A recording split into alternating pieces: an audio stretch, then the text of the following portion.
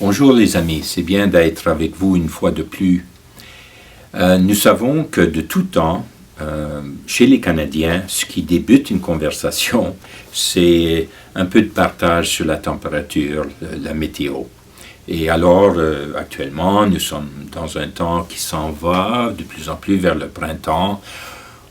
On a eu une semaine, 10 jours très très froides. Ensuite, ça s'est radouci, mais de temps en temps, un autre 2-3 jours plus froid, mais encore ça revient au réchauffement toujours de plus en plus. Je pensais à ça dans le sens que les conversations entre Canadiens ces jours-ci, et cela depuis un an, est des fois plus important que la météo. C'est la question de la pandémie, de COVID, de toutes les mesures qui sont en place, de comment ça a changé notre vie, comment ça a changé notre santé, d'esprit, là. Alors, c'est sûr, c'est un peu comme la météo, toute cette situation ici, c'est un va-et-vient. Il y a des signes d'espoir, de plus en plus de vaccination. Bon, pas mal tous les résidents de foyers. Et on a vu comment ce fait-là, Action Marguerite Saint-Boniface, a apporté un bon résultat pour quelques-uns qui ont attrapé, mais ça n'a pas été sévère parce qu'ils avaient été vaccinés. Les gens de services de santé vaccinés, que ça va aller par l'âge, là. Alors, il y a des bons signaux, si on veut dire, qui donnent espérance. Bien sûr, il y a des choses qui nous remplissent encore de crainte, de caution.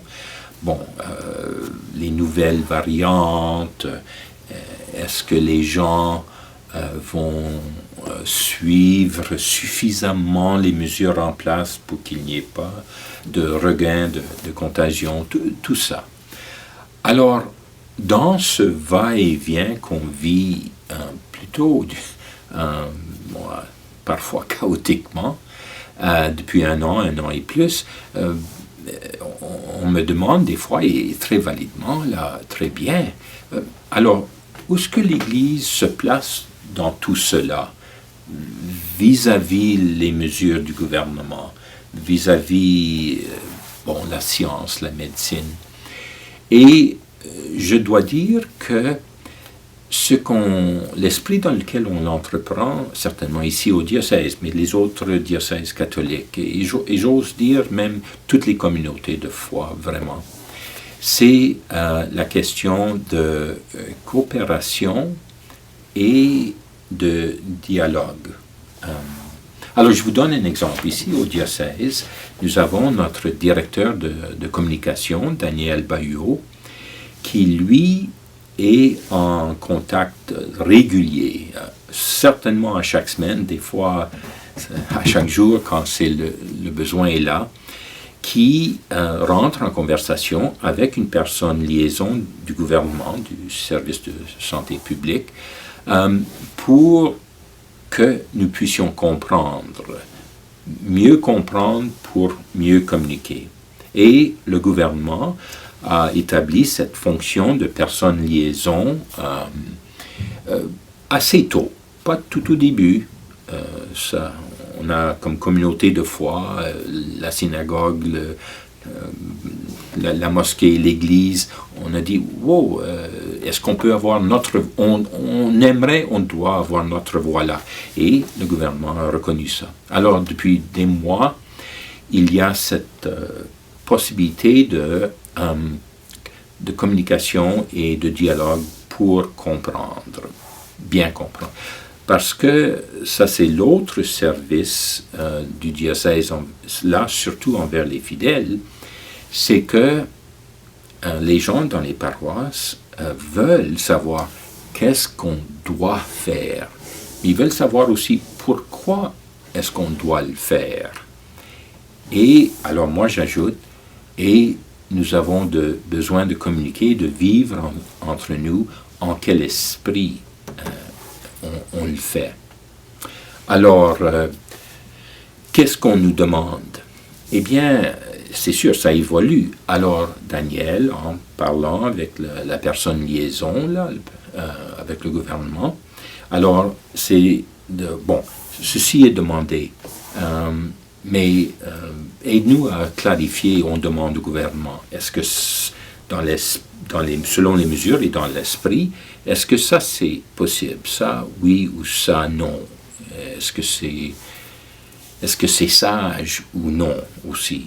Alors par exemple, quand on nous dit dans les services religieux, on peut être tel nombre ou tel pourcentage. Bon, est-ce que c'est juste la messe du dimanche? Et on a pu avoir clarification, non, tout service religieux. Alors, qu'est-ce que ça veut dire, ça? Et rencontre à but religieux spirituel.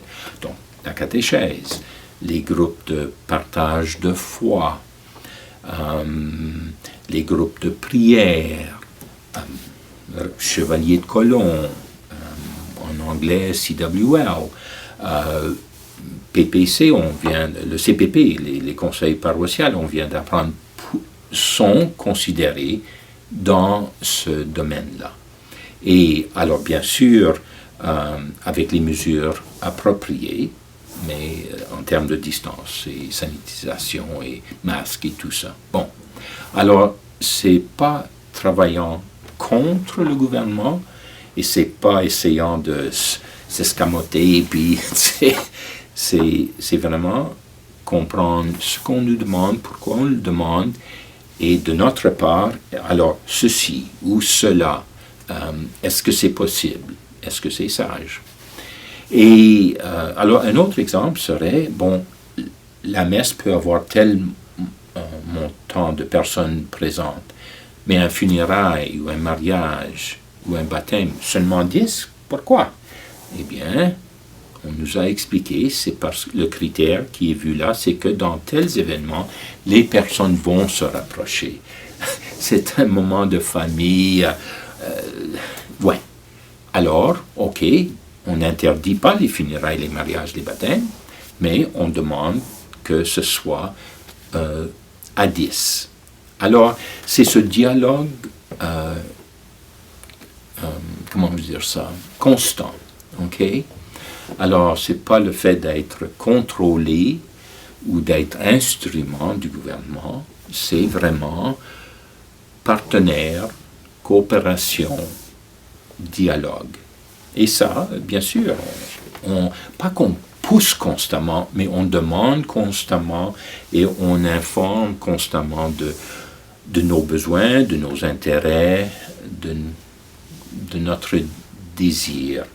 Non pas seulement pour les services, mais d'être capable d'offrir ce que la population a besoin aussi comme support en termes de dépression, de possibilités, les gens qui pensent au suicide, tous ces besoins qui sont spirituels. Et l'esprit dans lequel on veut le faire, c'est pas simplement coopération au niveau civil, question de contribuer au bien commun, le bien commun qui veut toujours dire sauvegarder les intérêts, le bien des plus vulnérables, mais c'est aussi une question de se fixer sur Jésus et ce qu'il a vécu sur la croix. Son amour pour tous, son amour qui sauve toute la personne, toutes les personnes. Amour qui libère pour un plus grand amour. Et que ça, c'est le critère par lequel, comme Église, on chemine. Mais la responsabilité du diocèse, c'est de chercher l'information, de clarifier l'information, de communiquer ça aux fidèles, de les aider à savoir quoi faire, pourquoi, et alors aussi en quel esprit chrétien du Christ sur la croix que nous avons entamé tout cela. Mais alors les efforts du diocèse sont dans cet esprit-là.